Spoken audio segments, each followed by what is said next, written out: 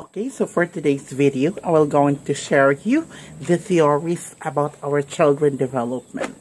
We should understand them all the time for you to manage their behavior and of course their tantrums. So this is very essential for you to know. What are those things? It's because once the tantrums will occur of one child behavior, there might be a probability that you will be violent to them once you cannot control.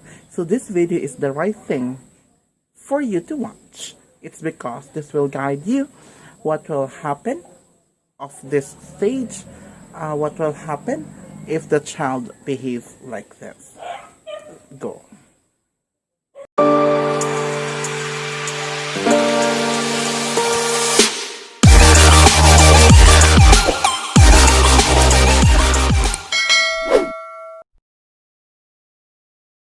Okay, so let's start. So we have here the Freud or the psychoanalytic theory. So in the psychoanalytic theory, there is what they call OA Phallic.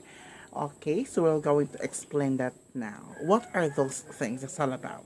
So in 18 and from birth to 18 months, there is what we call pleasure zones, no? Mga kuan siya diha ginatawag nato og kanang maka-feel sila og satisfaction, pleasure, no? In ana siya of each development. So each development have also pleasure zone. So kung dili na siya ma-reach sa usa ka bata na iyang pleasure zone, ang iyang erogenous zone, there is what we call fixation, no? Naa siya mga fixation ana mahitabo during sa iyang pagkadako or during sa iyang pagkabata. Okay, so we have here the oral stage, no? In oral stage, from birth to 18 months, so ang bata ani is very fond of sucking, no? During this stage, focuses on the oral pleasures, no? Kanang magsigig sup-sup, kanang kamot, no? Magsigi o kanang kit-kit, anang usay makita, halakan on yun, no? That is very normal. It's because mauna stage dia sa bata mo para siya pagkuan kanang feel niya og satisfaction or pleasure through sucking, no? Magsigig sup-sup anang kanang kuan ng kamot kutob sa mahawidan sa bata kanang iyahang kitkiton, no? That is very normal to them. It's because they cannot sense unsa di ay ni siya, no? They don't have the taste nga unsa day lami ani. So as long as ilang makaon nga feel nila lami sa ilang paminaw or sa ilang taste or something, then mao jud na siya ang bata diha nga stage, no? Oral stage, no? So the type of personality, so kana siya diha nga stage mao na siya, no? From birth to there is what they call 18 months. So in ana siya nga ug kutob siya mahawidan halakan on gud niya, no? Iya nang supsupon, no? Nagani ubang mga dago, no? Kuan ilahang daliri ay ilahang kamot isulod sa bata, kamot baba sa bata, no?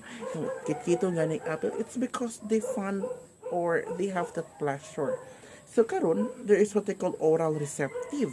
Kung may iyon nga oral receptive, it is a what?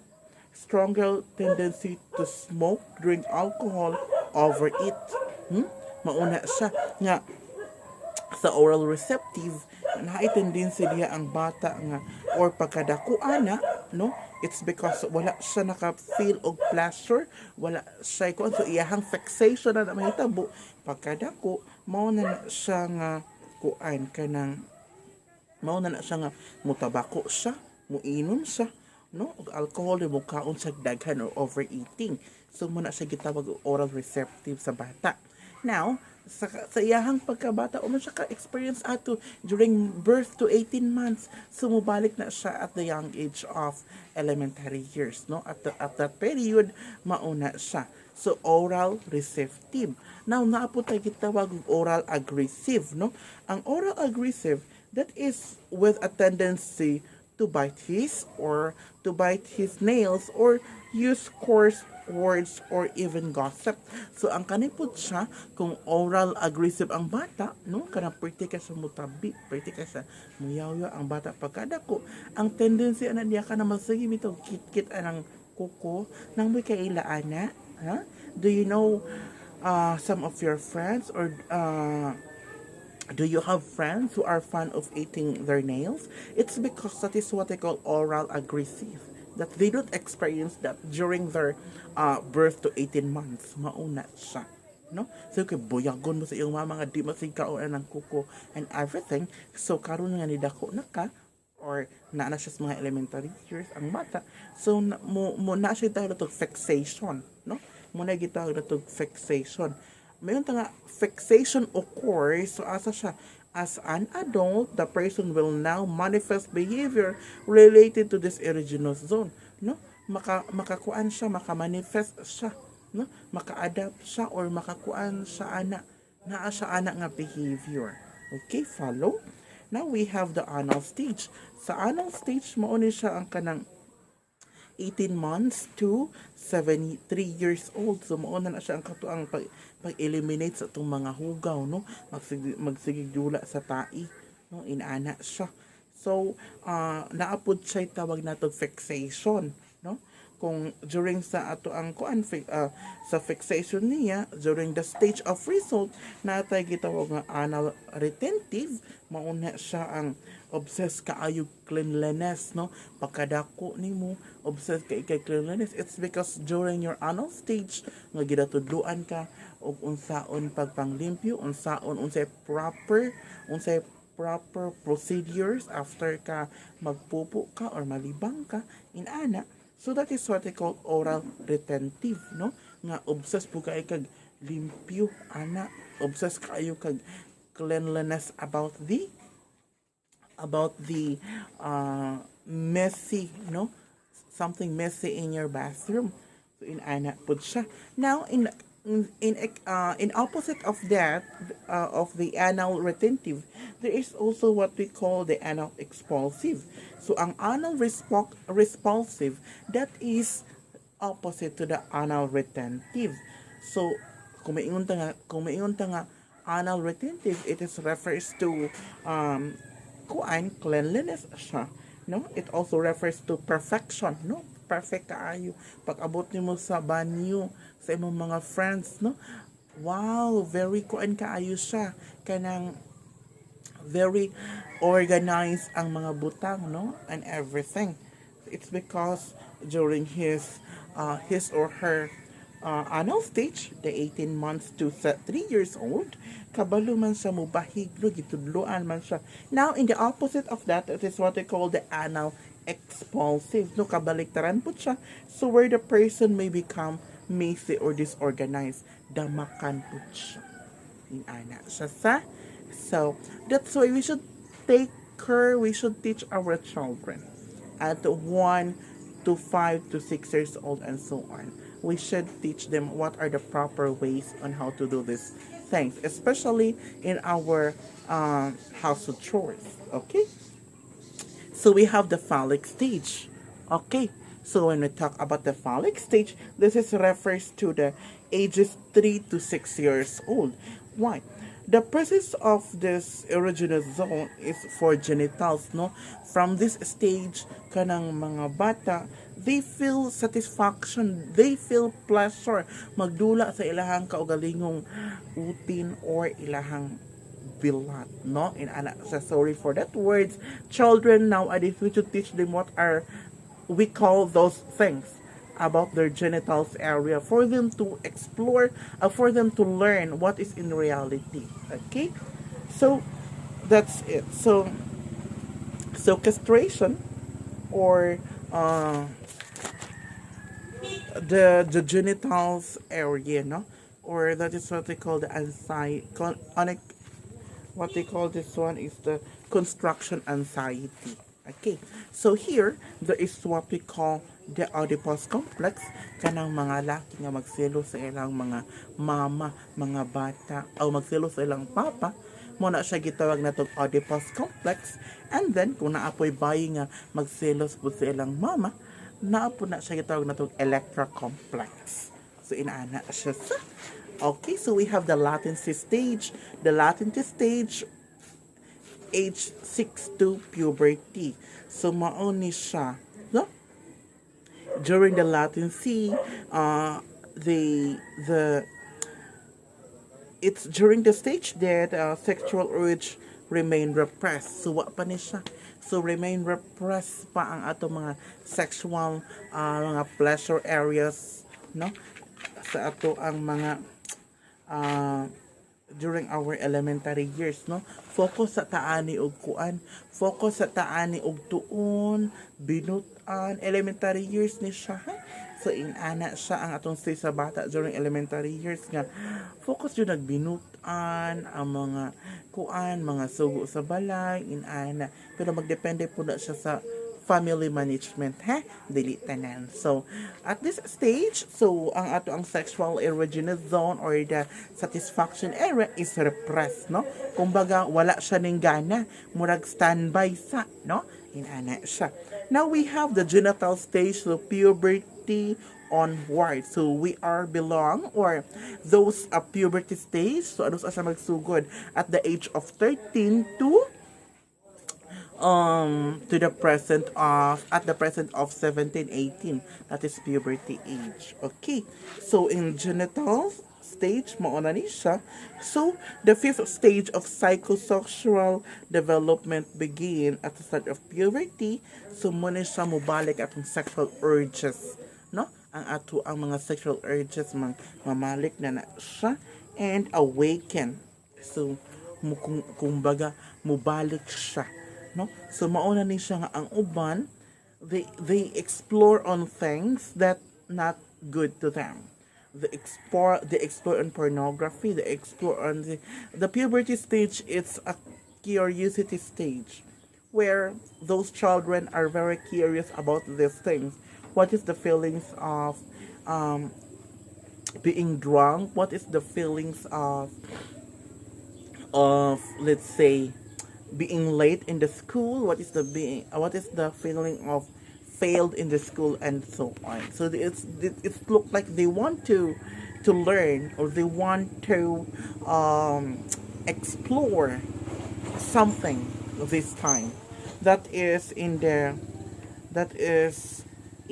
fifth stage, or the genital stage. That's why children in puberty age, if they don't manage their sexual urges or pleasure areas in genitals, they tendency to become early pregnant.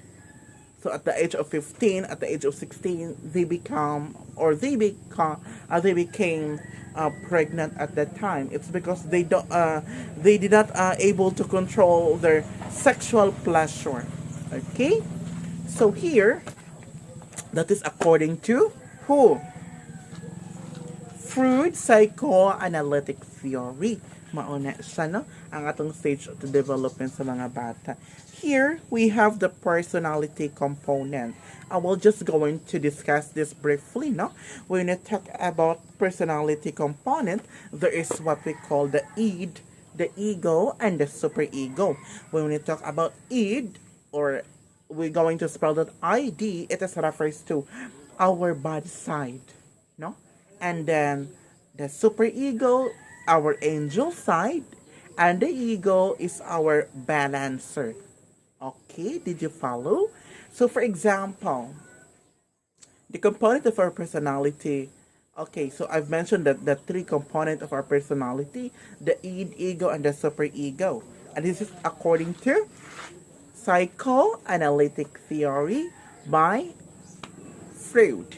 Okay, so for example, you have an exam on Monday and you are invited to join the party this coming Sunday. So what you're going to do? Which of the two events you will going to take, or you're going to go with? So it's if the id will win into your mind, so the id will say, or The id, okay, again, the ed will say that please go to the party on Monday. You are in the puberty age. It's time for you to explore. Okay? It's time for you to do something new. Okay, something like that. It's our bad side. Now, if you're going to listen to the super ego will say, just take the exam, and everything will be uh, good reward at the result, something like that. So if you're going to focus on your exam, you will have you will have a good grades, and you will have a reward. And now here comes the ego. So the ego will said to you that okay, you can go to the party, but you have to study first. Okay. For example, you will go this. Okay. So the ego will say you can allow to go to the party on Sunday, but you have to study first on Saturday. So you will going to study at Saturday, then you will go to the party at Monday. Follow? Okay. You will go to the party on Sunday, and you will study on Saturday. Did I say correct? Okay. So again, let me review according to the Freud analytic psychotheory and the Freud psychoanalytical theory. Always keep it in our mind that once Freud, there is what they call OA phallic. So in OA phallic, there is what they call oral, the phallic stage, the latency stage. Then we have the yes, we have the latency stage and the genital stage.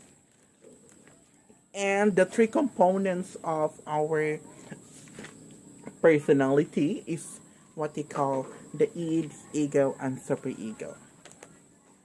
So that's why it's very important to understand our children behavior for us to cater their needs all the time.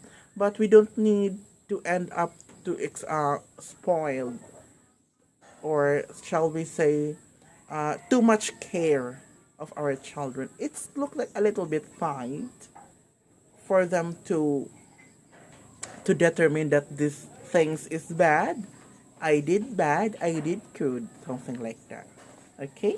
Alright, so I will now going to remind you that there are 5 stages of development according to Freud's psychoanalytic theory. So we have number 1, we have the first stage, that is what I call the oral stage.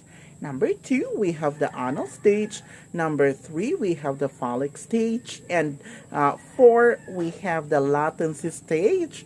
And the 5 is our genital stage.